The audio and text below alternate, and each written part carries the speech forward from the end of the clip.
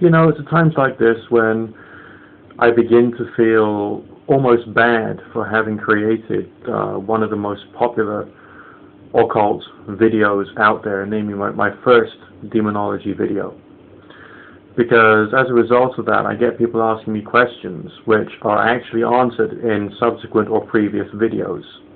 And the most important answer I can give is, how do we know?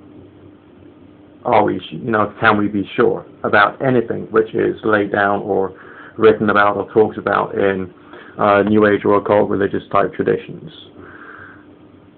We can't be, no. So I've had people asking me, do spirits have to be invoked in a circle? Well, some religions will say some things, and some people from some religions will say other things. And some people who've heard second-hand or third-hand from the people of religions, or have only partially remembered what they've read in a book somewhere that was written by a person who didn't know what the fuck he was talking about in the first place, will end up saying something else yet again. And as a result of that, you then get your perspective, and you then come to me, who's an individual who's got his own perspective, and then ask me to lay down the law as to precisely what's true here. There's no way at all that we can say precisely how this, that, or the other thing is supposed to happen. There are religious traditions, but these are religious traditions laid down by religious people. Alright? Are demons fallen angels? If a particular religion says something, does it mean to say that that is true?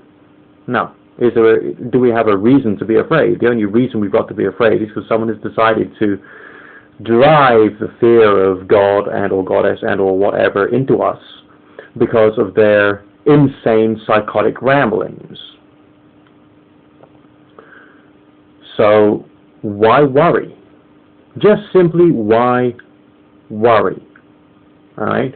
When you're being an occultist and you're having a look at other people's religious traditions, instead of thinking that you got to follow this, that, or the other because the tradition says, try and think more about why would the tradition say that, and then refer back to psychology, psychodynamics, and other, do more natural science type research to try and work out why a tradition would do that. And start thinking about things purely from a psychological model, and then if anything else of a weird nature happens, make a note of it somewhere.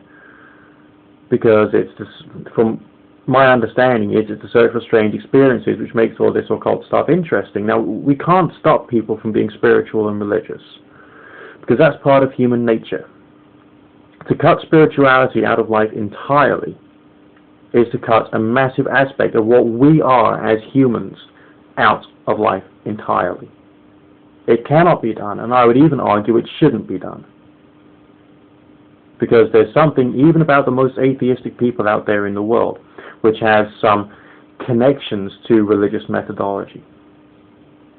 It's there, it's inside you, and it's something to do with the way in which we think as people, as humans. And this can be understood in two different ways. One is academically, and the other is experientially. And I try and sit on the grey area between the two of them.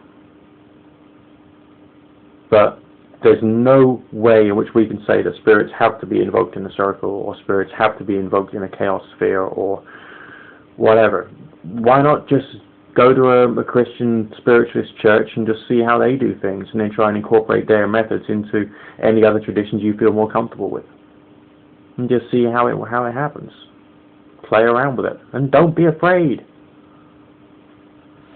The only thing you got to be afraid of is a bunch of psychotic religious people trying to twist your brains.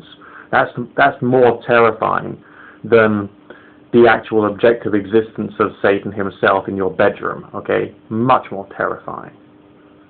So, chill, relax, think. You don't have to become fearful and superstitious. You just don't. Good fortune, God and or goddess and or none of the above blessed. Nick Dutch signing out for now.